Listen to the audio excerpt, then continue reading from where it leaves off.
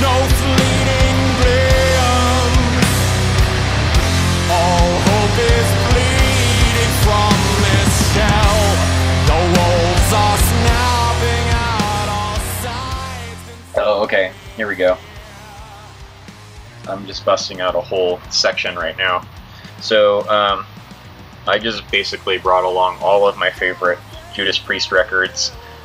Sad Wings is probably the one that I listen to the most. The A-side of this album is just like maybe the best A-side of any metal album possibly ever.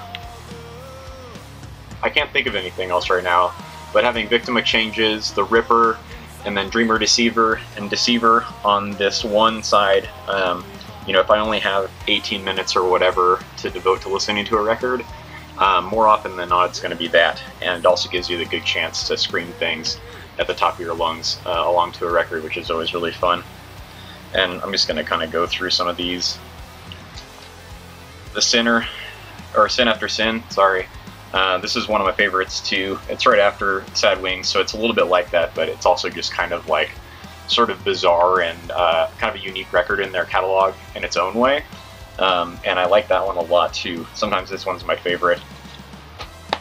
Oh, you're not a Judas Priest record. Get out of here. Okay. This one is a bona fide classic. Fucking Stained Class. This was probably, if I had to kind of pin it down, I think that this might be the record that like got me into metal. So when I was in high school, I decided to start playing music with some friends after I had developed, you know, the most rudimentary possible level of guitar skill. And so we started a band, and we decided to start playing covers and you know, playing at like art walks and little community events and stuff like that.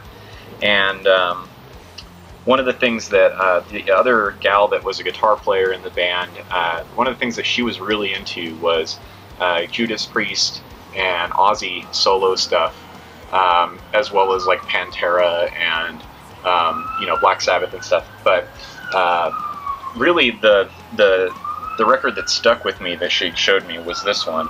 I thought the album cover was amazing.